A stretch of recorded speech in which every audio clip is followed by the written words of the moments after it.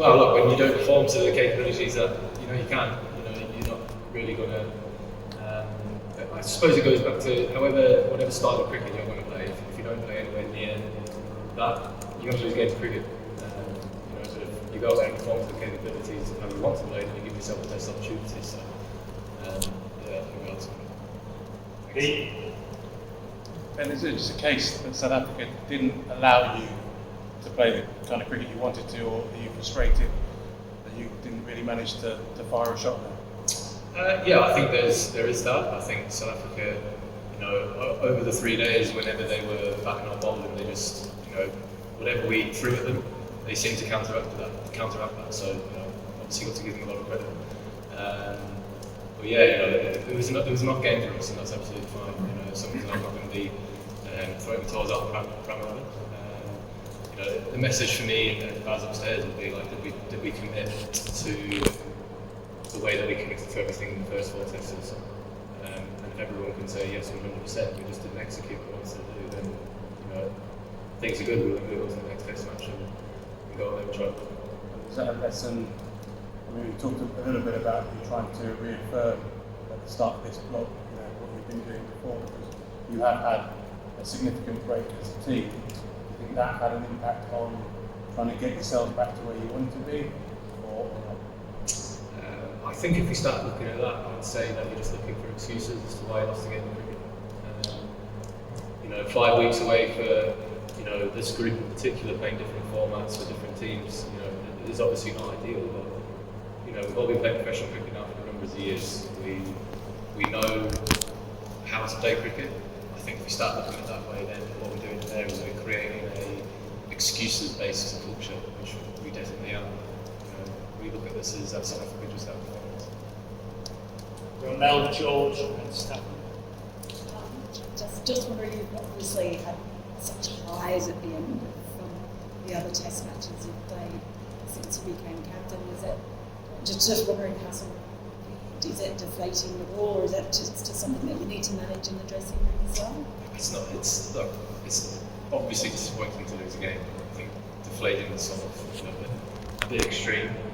I just like to ride the wave of whatever comes. The way in which we responded, sort of back-to-back after the 4 games in the first test match, it was the same message. It was just keep trying to hammer home what we're all about here. You played a game in the past, you can't use that to think about what's going to come ahead of you. You just got to live in the moment, ride the wave of everything, whether that be from success or failure. Because we've got 2 games. If we hold on to this for too long, carry any baggage from this game into the next game, then we're already 1 step behind. I like to think as a team where we want to be 1 step ahead because we know that we can get to everything that we do.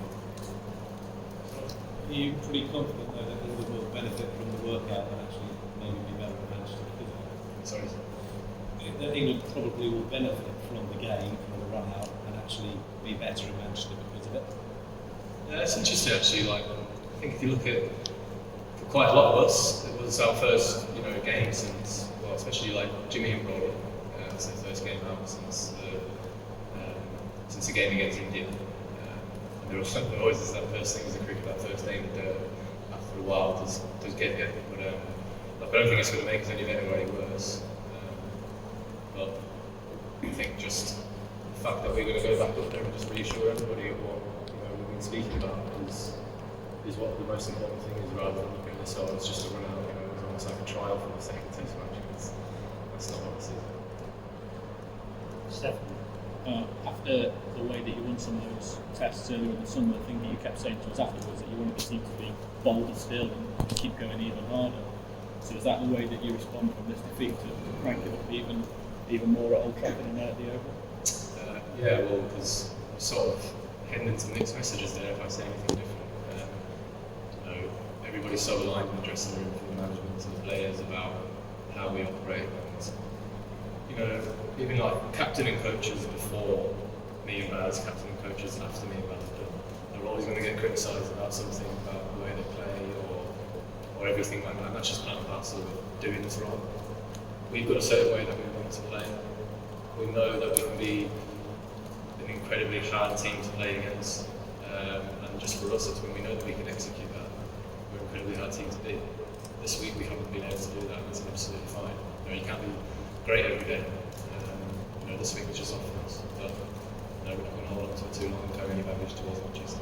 Obviously, Nokia bowled an excellent spell and maybe didn't allow you to bat with the team to bat in the way that you would have liked. But would you actually like to see slightly more boldness from the batters this afternoon, and maybe a few edges behind and things like that? I think as well, an important thing to know is that not only do we speak about always looking to put pressure back onto the opposition, but we always admit that there are going to be times where we need to absorb that pressure. And I felt we were absorbing a lot of pressure this week because of how South Africa bowled, especially those spells from Nokia and Rabada on day one.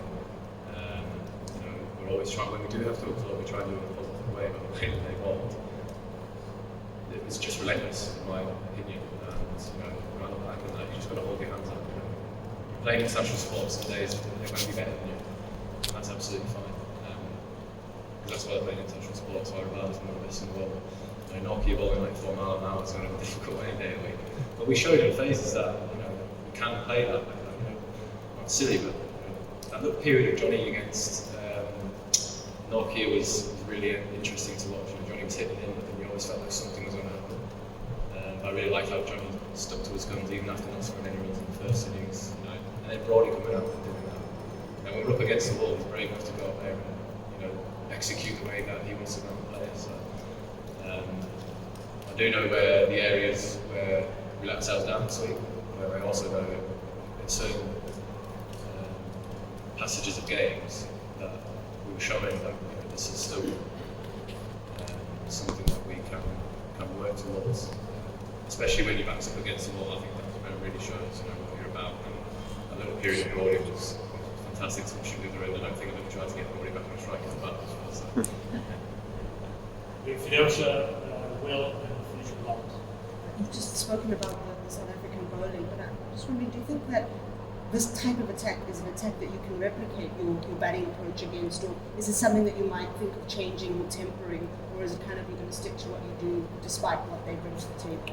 Yeah, I think when you concentrate too much on the opposition, it's not going away from what you're good at as an individual, as a team. Obviously, we played so much cricket against South Africa that we know how they operate. They love to get cricket against Rabada, Nokia, and Maharaj. So we know what they offer to their team. But for us, it's how are we going to counteract what they bring for their team. So no, I don't think that trying to change anything to go with their bowling attack is what we're about. Because I'm thinking too much about the opposition. I don't think about ourselves.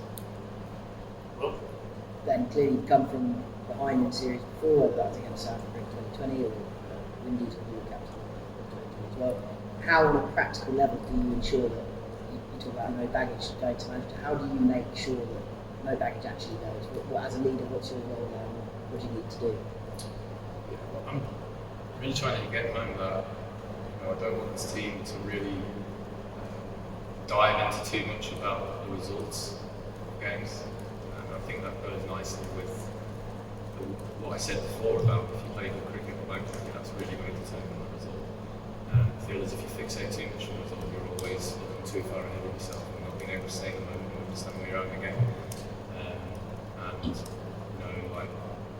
The most important thing for me in what I used to land on the dressing room is did we go out there and did we really stick, did we really believe to what we know worked for us in those 4 games? And if everyone says yes, absolutely, we just want to do it, then I'm absolutely fine.